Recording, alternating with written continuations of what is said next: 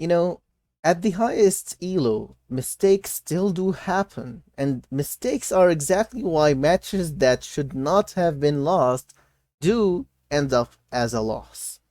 This is one of those matches where greed was the reason the entire team fell. Now, I am going to show you a couple of things. First of all, look at the kill participation chart that's offered by Paladins Guru. There were 136 kills on the losing team's side and 101 kill on the winning team's side, which is kind of like weird.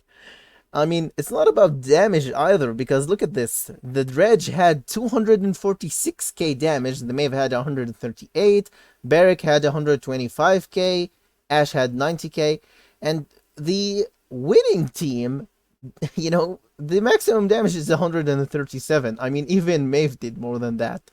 So it's kind of a weird situation here. Like, how does this match happen? And by the way, the scores went like, it was a 3-1 for the red team, and then it was a 3-2, and then a 3-3, and then, the blue team capped. So it's kind of a really weird match. I mean, it really, really is a weird match. But I need to show you the greed that's happened, as well as some other notes that I want to talk about in Barik's loadout specifically. I don't blame him for the loss, by the way. He really did good. But something could have been done a little bit better if you're playing Barik. Which is why you need to have multiple loadouts, especially on Barik. By the way, just in case you wanted to see the levels, here they are. Well, they were they were there. Well, let's look at why this outcome was what happened. So, at the start of the round, that's a spectate bot, by the way. Barik floating around. Anyways, Maeve is looking around. She hops down mid. Cassie shoots her. She gets caught between Cassie and Androxus. She dies to a punch. That's the first event that happened. Barik has to ult to save himself. Fernando dies. So, yeah, a retake can happen. Then Androxus melts the Barik with his ult. And Cassie finishes off everything. I'm gonna slow this down a bit so that we can see exactly what's going on. So, Ash is down there, probably wants to touch or something, I don't know. And her team is busy fighting against Rom, who just ulted. And Goat ulted as well.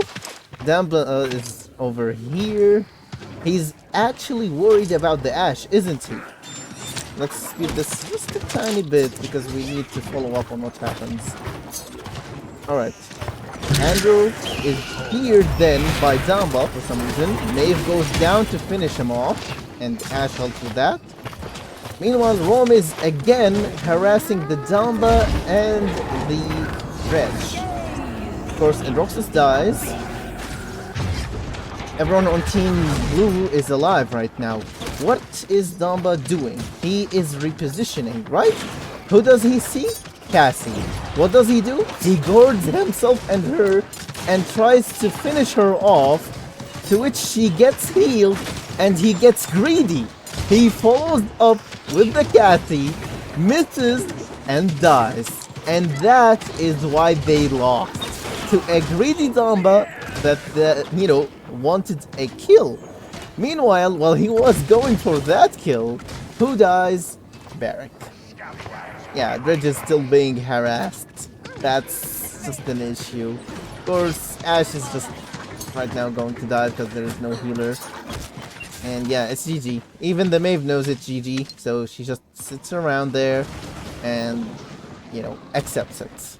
That's the end of the match. Now, I'm gonna need to show you something before I talk about that match in specific, which is the issue of win rates and do they actually prove something or not. Of course, they don't, because anything can work at the highest elo, I know that. Still, Io does have the highest win rate of any support, even though she's played way less than Maldamba. Look at Grover, for example, as well. 56% for a win rate, and he's played almost as much as Maldamba. What about Corvus' spreading influence? 53% win rate, and he is also played way less than Damba.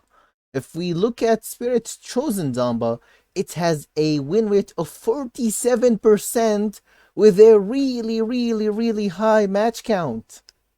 Why? Why do people really love playing statement champions, you know? A statement champion is like someone that doesn't exactly fit the current meta, but you're kind of forcing him on the meta because you think that you can carry. I really hate that about support players, especially if they're like fourth pick or fifth pick. I don't care, it's not something that applies at the highest elo, but please, if you would, please stop trying to force your team to endure playing with a Maldamba. Sometimes he's really good and insanely good, but his win rate proves that he isn't worth it. You know, just play the best support in the game, in my opinion, which is, Grover. Not really Io. But yeah, Io has a supremely high win rate than, way higher than any support. Corvus is really good as well. Even though he's a heal bot, you're kind of expecting to be completely carried by your team as Corvus. Well, on Grover, you can carry the team as well because he deals a ton of damage as well. Keep in mind that even in this kind of a match where the losing team was dealing way more damage, the winning team was taking a lot of damage, so there is more healing on their Ceres, while the team that actually lost, they took way less damage, and yeah, still Damba did way less healing. He died less than Ceres. Where is it? 11 deaths for Ceres, 7 for Damba. So what gives?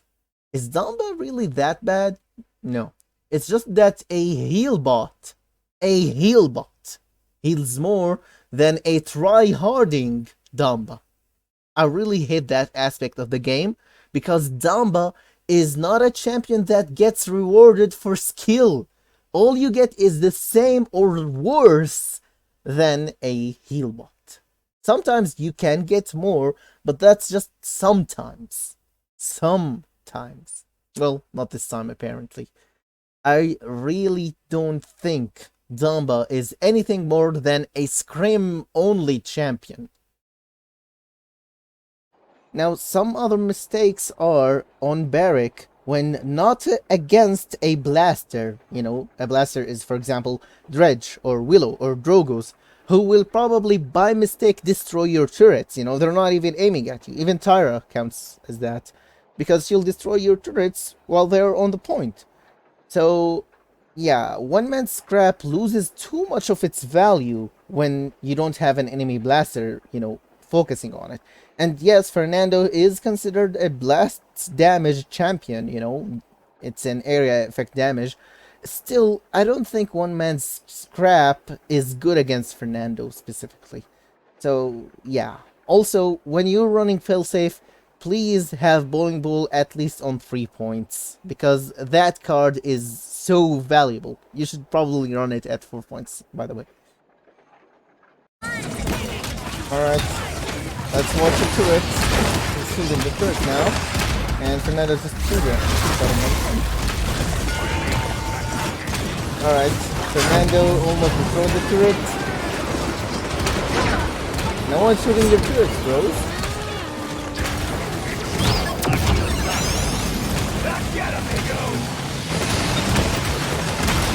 Well, the turret died, so that's the problem. I really wonder though. Yeah, he died anyways. For his second turret, he died. Yeah, there's no blaster. One man scrap is really questionable, isn't it? Another thing to consider is when Rom nosy, so that the only source of CC is Damba and not Grover, he literally thought to himself, yeah, I can play around that. It's not really a ranged stun that can reliably hit me. So, he played Harbinger 5 and Subjugation 5. No fear of the Damba, by the way. Yeah, that's the thing. Now, keep in mind that an oppressive ROM might cause the enemy team to do weird things, okay? So before I talk about that more, notice how, I actually watched the whole match at normal speed because the off tanking done by Rom here was phenomenal. Like, it was insanely good. He was stunned outside of his dash, not while dashing, 4 times. And all four of those times, well, not all of them, three of them, were in the middle of a team fight. There was, the entire Maldamba team out there, and Rome was melted really fast, so the stun was just confirming the kill, nothing more. And while he was dashing, he was only caught once because, Damba only had Deft Hands 1 for some reason. Yeah. By the way, the items in Paladins Guru are bugged. They don't show level 3 on any item. But yes, Damba was, only buying Deft Hands 1. He was feared, and all 4 times, by the way, were outside of his dash, not while he was dashing. So yeah, he was kind of being focused by Dumba ult. I think Dumba ulted 6 times in total. But anyways, here is the thing. I want you to consider the composition of this team, Does Fernando have CC? No. Does Ceres have CC? Well, kind of the ult, but not really. I mean, yeah, she didn't really have all that good of ults, I think. Not that I noticed any good ones, anyways. Andrew doesn't have CC. Cassie, well, I'm not really sure if Resilience counters Cassie's ult. Really, I'm not sure. And Rome's ult is probably the only source of CC, so just look at this. Dredge has resilience. Ash has resilience. Maldamba has resilience. For Rome ult. Oh my god, such things happen when you're being completely wrecked by a master, or obviously Nozi is a grandmaster of tanking. This is such an insanely good match, by the way.